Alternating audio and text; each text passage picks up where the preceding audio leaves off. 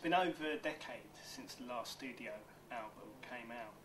Third is now in the shops. Does it feel like a bit of a relief now that you've got new music out there?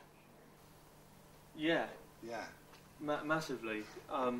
Yeah. I mean, it's been kind of, you know, some nice things have been written about it and everything else. But the reality is, for us, to actually get to this point where we actually could have actually released an album and it's done and finished is actually the biggest thing for us. I think.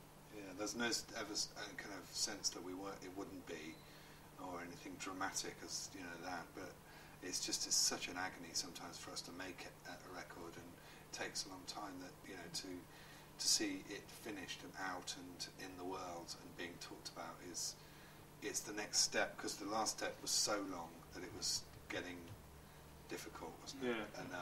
And now we've just toured, which has been absolutely amazing, and that's like a final kind of we have actually got a record. We're now playing it. We've got a situation now where bands like Radiohead and the Charlatans are giving away their albums for free. Do you think this devalues music in any way? I do, yeah. I do too. I don't know unless you're super rich, how you can give music away, your livelihood, your vehicle for making more music.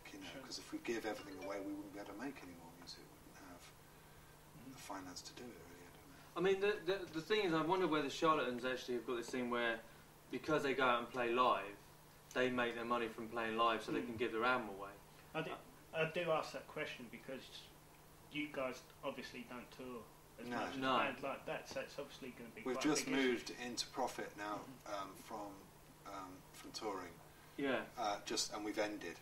We've stopped. We've just got into profit, and there's reasons that we've done that, and partially it's because there's things we want to do and need to do, and want to get on. But I think if we would have continued for the rest of the year, we could easily have sort of supported ourselves and our families and our forthcoming records if we wanted to do them on our own. Just from live, yeah. Just from live work, because there's so much. The live world there's a resurgence in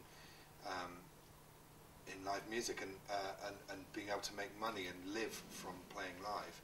Now you also got to team up with Chuck D from Public Enemy at one of the shows, who I'd imagine is a bit of a hero of yours. How did that come about? Well, we're both massively into Public Enemy, always have been, and just like how important they are as a band.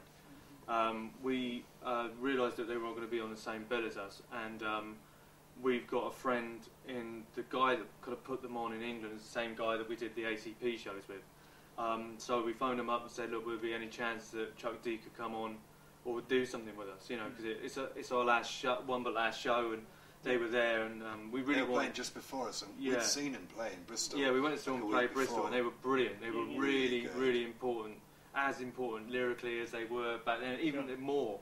And they're playing some little gig in Bristol, it's just amazing to see them. Actually, they were just excellent. See him there, and like the energy and everything else, and so we heard that he was up for it. So it was a bit nervous because we're in our kind of dressing room and they had theirs, and there was like, as Public Enemy, they come with a lot of guys and they're big, you know what I mean? And we walked up to them and started chatting to Chuck D, and we were saying, I just kind of felt like some weird kind of Benny from Crossroads, kind of bumbling kind of bumpkin, just talking to him, going, or Mr. D, it'd be an honour for you to play with. And A thought it was like Lord Fauntleroy. I felt like Lord Poshington Poshoff, going, awfully good to meet you, Mr. D. Mr. D. That's what my voice sounded like when I was talking to him. I just thought, oh God. And I kept on going, it'd be an honour, it'd be an honour. And I was trying to shake his hand, and there was the Passanus from what's his name, the guy from De La Soul or whatever. Yeah, you shook hands with him, and I went to shake hands, and it was like, he'd gone by then, I went, It was all like, and so we didn't know whether we was going to do it, because they're so heavy guys. It was just like, well, yeah, we might do it, see how it goes, and all this stuff.